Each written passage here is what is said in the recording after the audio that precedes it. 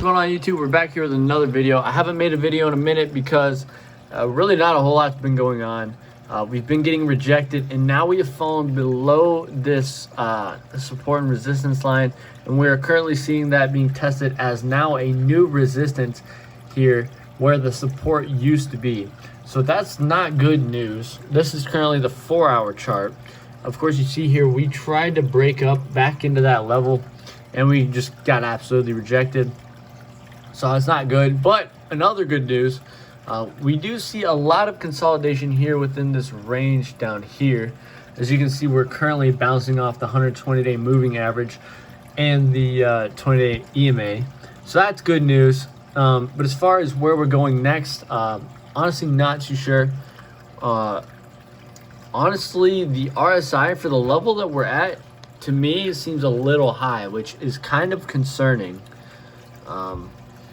The MACD, really not a whole lot going on with that. It's not looking very good either, but not really paying attention to that as much. You can really see it here on the daily chart now that we're just getting rejected by this previous support line.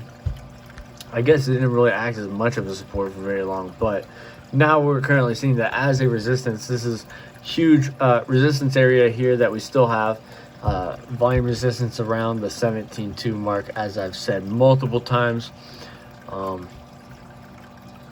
of course, I'll have to keep everybody updated in the future, because we are at a level where I can see us come on down here, this $1,400 mark. If that happens, I would not be incredibly surprised.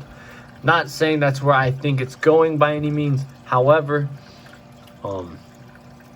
if we do break up to the upside, if we do break out, I do expect us to see another run here of about, what was this, 20-ish%. I would predict that we would go up another 20%, but of course that is just my opinion.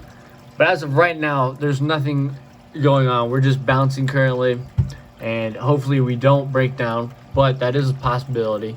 And there's really not a whole lot to cover, honestly. We've just been going sideways for about a week now.